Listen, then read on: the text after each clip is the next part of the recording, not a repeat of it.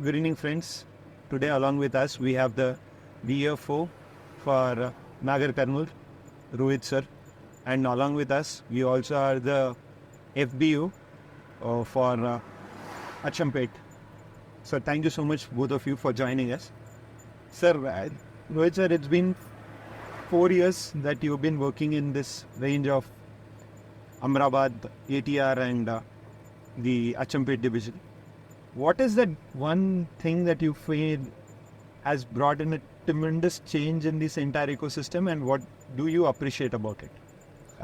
So the question is very general. I think what you leave when you leave a place or you work is how the attitude of staff is towards the goal of the organization.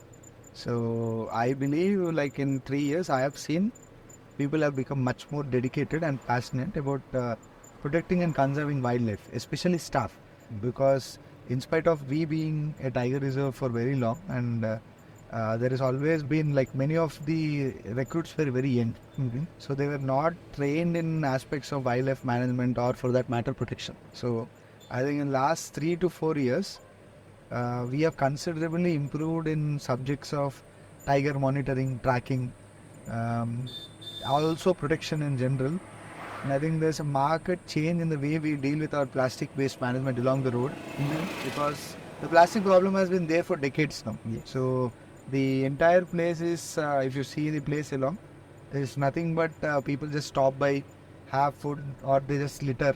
They have so many places to throw their litter away, but they throw it in these beautiful jungles. So it has been a very persistent problem for this place for long. 3 years back we did start something like to control plastic waste. More of we wanted to efficiently dispose of the plastic collectively. So we had a network of some 16 Swansevaks walking along this road who used to collect waste every day. But the biggest issue was how, after the collection of the waste, how do we dispose of the waste? That was the biggest headache we had, because look, we were not collecting waste in one place, we were collecting it across the road on 60-kilometer stretch. So people were littering everywhere. So we needed a very efficient disposal system. So we wanted to centralize the basically the storage point. So although the collection is many points, so because we use mostly this road for collection of the waste, we devised a model where we have 2 vehicles now, one from the other end and one from here, which actually patrol the area and collect this waste and get back to a what you call a segregation shed in Mananur, where we deposit all this waste. I think, and after that, now that we have started collecting a lot of waste, we at the start we try to create certain awareness among people, like throwing them is wrong. I think it's after around 6 to 7 months of awareness creation, we started enforcement. Like we started fining people for littering. So it has been something like 1.5 years now. We've been fining for people who have been stopping by in forest areas, littering, littering plastic waste, littering food waste, any waste they're littering. So I think, especially in some stretches, we see now that the amount of waste we collect has considerably reduced. So it is not the same before. I think behavioral change is happening, but it is still a long way before I think it completely becomes literacy. Wow, thank you. Thank you so much for elaborating on that, sir. So, is there any alternatives that also you're working around? So when we decided to say that plastic is not something we should be using, like for instance, we are penalizing people for littering in the forest, I think the onus lies on us to also promote the alternatives. So we have established something called a packaging workshop, where we have trained some 16 to 20 Chenchu women in basically stitching of cloth bags, paper bags, and also jute bags. And we started in that manner. Initially Apollo did help us in stitching, because we were providing them Apollo Hospital their medical covers and bags from this place. Now we have evolved the center to providing souvenir items, where visitors who are using Amrabad Tiger Reserve safaris and stay package are today being gifted these eco-friendly materials in a bit to promote them. So later we realized that one other issue plastic commonly used is the plates. So we thought we should promote a lot of the traditional leaf-made plate making. So we did procure a machine, and we trained certain women in the same packaging workshop who are today producing these plates. and they're being distributed to hotels across nearby, and we are giving it to, because in our own center now we have a resort, so where we have completely gone plastic free. So we had one of the use of plastic was the plates. So we started using leaf plates. So I think even the consumers who have started coming started appreciating it. So apart from banning plastic, we did focus on providing alternatives and also promoting them so that they actually become what you call accessible to people who would actually want to use them. Wow, that's one. Sir, one question. I've been there with you for last 4 years now. Lot of calls. How do you feel that Switch Eco has become a part of something which what you are trying to do here in Ahmedabad? So I still remember when we started the thought process of having a proper disposal system, November 2020. Yeah. So that is the day I joined, and within 10 days I remember then Field Director Sinha sir wanted to have an efficient plastic disposal system, and I believe you were called back then to explain us what to do. I think we had an initial discussion where we wanted to evolve the solution. I think the day we discussed we need to have a centralized collection point, storage point, and have a baling center so that it becomes easier to transport.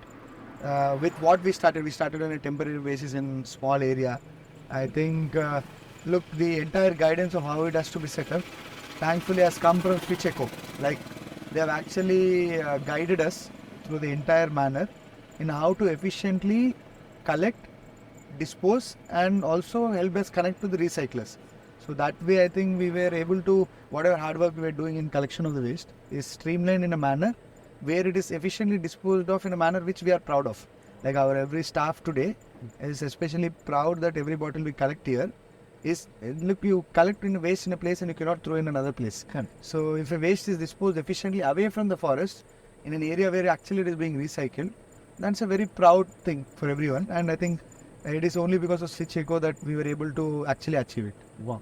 Sir, one more question. So, it was a barter system which started off with? Yes. Where now you're seeing a lot of sustainable products also been brought into the ecosystem because of the barter system of barter of waste.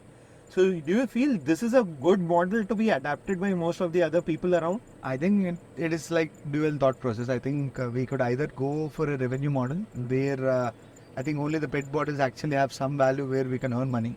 And because the transportation cost from Ahmedabad is little huge to get into the recycling center, I think as such the value of your recycled product has diminished. And I think our electric baling machine to a great extent has ensured that, because we get for less storage space, we can actually put in more bales now. I think our economic process of baling has become little more feasible. And initially the system was we were offered, initially we were paid money for what we got. And later if you see now most of our properties use something called glass bottles, which is nothing but for the waste we disposed through Switch Eco, we were able to get alternatives so that for the plastic we sold off, we were able to procure and put up eco-friendly products. So that way I think we replaced plastic with much more sustainable, and from plastic we procured this thing. It's not like we put in any new funds to get them done. Yeah. Wow, great. Sir, off topic, what do you do in the evenings when you're out from your office? Do you also have friends here who Netflix and chill kind of a thing? I think internet is available everywhere, so Netflix and chill is same for everyone. But what I do in the evenings is, it is still the same what I do in the morning.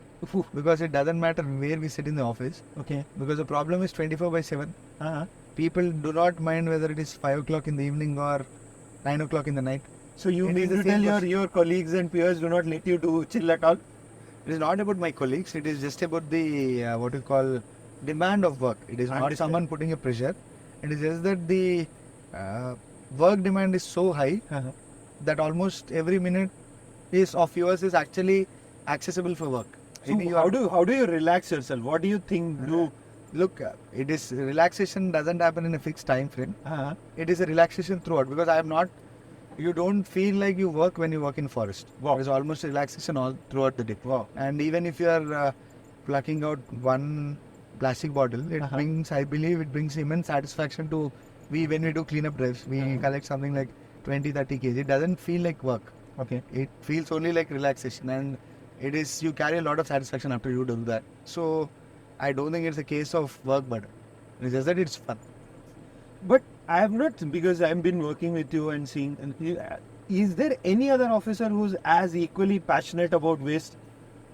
It is not about, I think, look, I wouldn't comment anything about any other officers. I think it's not about officer, I think it's every human being dislikes seeing waste. No one fancies throwing waste or seeing a place ugly. So it is in our human psyche, it is very clearly there that we all want a place to be clean. Okay. It is just that what are we doing to get it done? So there is something called individual responsibility. I think I am not here to lecture about what we as an individuals are supposed to do. But if we are sitting in official capacity, and that too when you are guarding an area as pristine as what Ahmedabad is right now, and for that matter any forest or any institution for that matter, the responsibility lies on us to ensure that the area is actually clean. Because look, traditional forest management tells that you provide animal protection, water, fodder, they will take care of itself. But instead of water, I cannot provide the plastic, right? So it forms the core part of your wildlife management to ensure that your area is not polluted by plastic. So I think that is where I think we, on a generalistic sense, I think a lot of us still have to contemplate how to eliminate plastic from our forest areas. Because it is not acceptable to have plastic in areas where wildlife are actually moving. When we were just passing by, I just saw a board that if you litter plastic, there is a fine of 10,000 rupees penalty on it. Yes. So, if at all I throw litter plastic here, I'm been fined 10,000 rupees. What happens to that 10,000 rupees? So, the thing is, we have two patrolling vehicles actually, with a specific purpose to guard this road. Okay. Basically, they patrol from सुबह 6 बजे से रात में 8 बजे तक when the vehicular traffic is on. So, they ensure that no one stops across the road, neither no one litters nor no one feeds animals any products like food and all. So in their duties, if they see anyone, because we have put up a lot of signboards stating that these are the regulations you have to follow in the tiger reserve, anyone misusing or abusing the law are fined. So every fine rupee which we collect will go into tiger conservation. Because look, it is the animals who are getting lost here, because they are at the mercy of people throwing plastic and they are being hurt now. So we plug the funds. Look, we need for information, like for the vehicular patrolling vehicle as expenses, we use the money for that, and apart from that we use it for the regular tiger conservation purposes like watering, etc. So we are penalizing people who are misusing law to fund tiger conservation activities. Sir, you here for a month and more now. So before coming down to this place, I think you would have got the opportunity to witness most of the other places as well. What is that uniqueness of this place? Landscape of the Ahmedabad Tiger Reserve is very good. Same landscape I found in the Panna. Okay. So here it is very good for the tiger. So now earlier tiger numbers were very less, but due to the conservation efforts of the team, number of tigers has increased over the period of time of last 4 years. Wow. So I like the landscape here and how it will be useful for the tiger. What is there any other uniqueness apart from the landscape you find here? So many initiatives taken by the sir are very good. Like he has mentioned earlier, like plastic ban is there. So he has taken tremendous effort to reduce the plastic in the tiger reserve. So now when last 5th environment day, we have done plastic cleanliness drive in the Umamaheshwaram temple. So there we have started frisking of the plastic. So similar step we are going to start here in the road which goes to the tiger reserve. So this is the unique initiative taken by the sir. So I like such initiatives which are taken here in the Ahmedabad Tiger Reserve.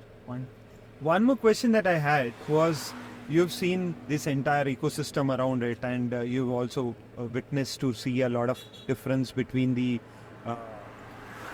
way the culture, the north side and the south side is. Okay, this is something a political kind of not a political kind of a question. That how do you find the difference of manpower and the kind of acceptance between? You've seen what you were mentioning about the tiger reserve is in the north side, and you're in the south side. What is the major difference between north and south? Is there a tiger reserves also have that north and south kind of a the ecosystem difference. No, actually, animal doesn't have boundary. Correct. But the manpower do. Um, animal doesn't have boundary. So Correct. we have seen bison here 3 years back. Correct. So they came from the Karnataka. So similarly, in few days earlier we seen in Asifabad some tiger elephant came from the Maharashtra. So there is a no boundary for the animal conservation or conservation of the wildlife. Correct. So I don't feel there is any difference between the two tiger reserves. One is in the north or one is in the south. And here connecting we have Nagarjuna Sagar Srichailam Tiger Reserve. So their efforts and our efforts, coordinated efforts are required to conserve the tiger here. Wonderful. So you mean to say whatever the support you would have got in north is the same support that you would be expecting it to get in south as well? Yeah, it will be there. So, Great. So one question for both of you, sir.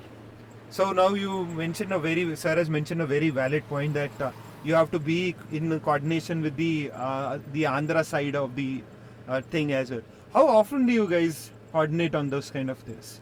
We actually do meet often. Luckily, it's my batchmate on the other side, so in phone it's almost every day. But otherwise also we meet physically with all concerned officers in matter of 6 months, every once. And our staff who go on patrolling actually meet much more often in a manner. Any other objective, like we have a trans-corridor tiger movement. We have, apart from tiger movement across the tiger reserve, we also have issues plaguing both of us commonly. So it needs joint enforcement, like we have illegal fishing across Krishna backwaters, which both of us have interest to stop them. And we also need to ensure that the corridor is kept clean so that the animals cross across. And then there's this persistent plastic problem which lies, and the problem is same for both of us. Since they have Srisalam on their side, the problem of plastic is even much more acute. So we always had, I remember when we started this plastic disposal program 4 years back, they replicated it back immediately, doing a similar model to us. I believe they have used the same disposal system, and I think later they changed the disposal system so that they can dispose it on a local manner in a much more efficient manner. Correct. And now after that learnings, I think now they have gone a little further ahead, because I think government of AP has declared Srisalam to be a plastic free zone, and they are not letting any plastic bottles, water bottles and other materials being sold inside the temple zone. And they have set up a lot of RO plants as an alternative to this. So if you see in that consideration, I think they have gone one step further ahead in banning plastic in their place. Now because Ahmedabad's plastic has always been Srisalam driven.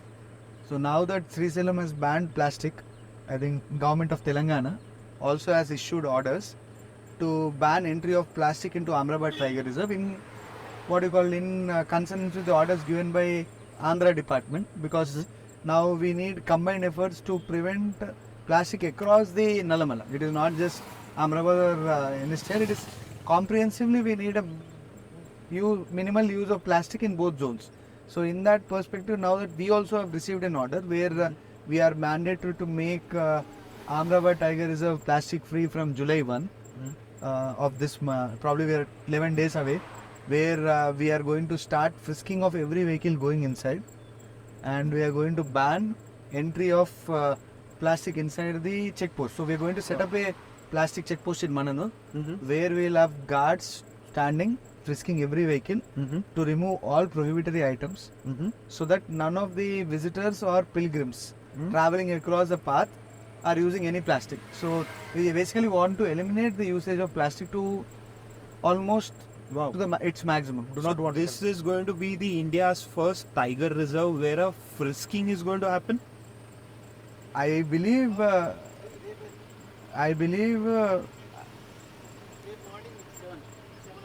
believe frisking is there are zones where frisking is done, but I don't think it is done in such a huge volume. Wow. When we are talking about Ahmedabad Tiger Reserve roads frisking, we are talking about every pilgrim visiting Srisalam from this side of the place. So it is like, on an average, we are talking about something like 2,000 to 3,000 four-wheel vehicles, which we have to be frisking. Apart from that, 50 to 100 buses. So we need to have a very efficient system of frisking, because we should not be having any traffic jams. efficient frisking system so that this progresses. So we are in process of devolving it, and next 5 days we are going to do a mock drill of the frisking, so that by 1st of the July we will be fully equipped in frisking every vehicle going inside and removing the plastic that not supposed to carry. We believe, I think, once done for next 3 to 4 months, we believe there will be good amount of behavioral change among people, and we will have less to be frisked and less plastic will be carried to the reserve. Because once people are completely aware that this is not allowed, I am pretty sure they are not going to get that material here. So one question that I have for both of you is, what do you feel, when is the right time for a person to visit Amrabad? I believe the best time to visit Amrabad is in monsoon. But unfortunately we closed down our safaris etc. during this month for the reason of ensuring breeding for the animals. So, but I think in that perspective, if you see, October, November and December are the ideal months to visit Amrabad. Wonderful. Right, sir. Thank you so much for giving us the time and giving us a more detailed about what we will try to do about the plastic waste and how we can eradicate on that. Any last thoughts about anything that you wanted to share? Actually, mandate of the service is protection of the land, protection of the forest, and protection of the wildlife. Wow. So I would like to say, like, preventing the plastic inside the tiger reserve will fulfill this mandate. Sir, any last words from your end? It's just probably a kind of request and also a reminder to people coming to Srisalam and also Amrabad Tiger Reserve, and people who are going to use National Highway 765. Kindly do not bring any plastic materials, including PET water bottles and other one single-use plastic like chips cover etc. into the Tiger Reserve, because we are causing innumerable pain to the animals here.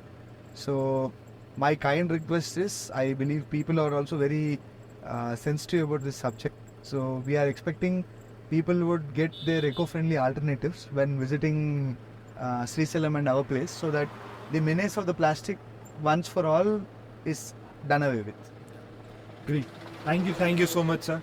Just to add in, guys, India generates close to around 9.2 million tons of plastic waste on a yearly basis. The efforts taken by the officers here is something which is commendable, and do definitely, I would request people to visit Amrabad and ensure that you are traveling plastic free and making this your journey of lifetime on a sustainable manner is something which would be definitely you will cherish for life.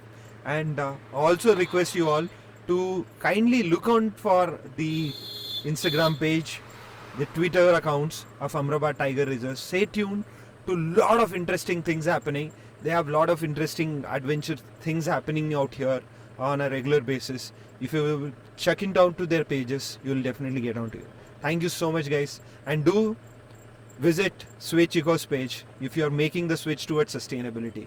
As I always say, बैगन की बातें मत करो, sustainability को switch करो. Signing out. Thank you so much, guys.